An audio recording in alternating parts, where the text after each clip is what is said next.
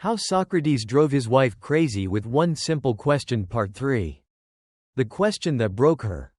The flashpoint, the singular moment of fury that sealed Xanthippe's place in history, stems from the very core of Socrates' philosophical life, his commitment to dialectic.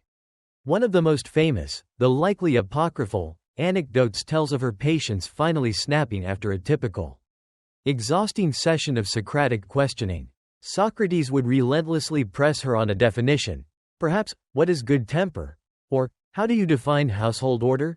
Using her practical frustration as his experimental material. He'd tear down every common-sense answer she provided, showing her that her working definition of a clean floor, or a full pantry, was ultimately flawed by some philosophical exception. According to the story, after she had borne his endless arguments and his absolute poverty, he turned to her and, perhaps with maddening detachment, asked a deceptively simple, utterly philosophical question, something like, does it matter if the house is clean if the soul is not pure?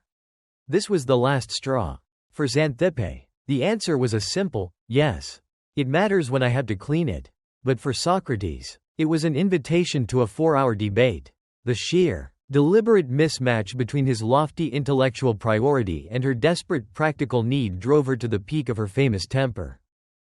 So before you get too comfortable, take a moment to like the video and subscribe, but only if you really like what I do here.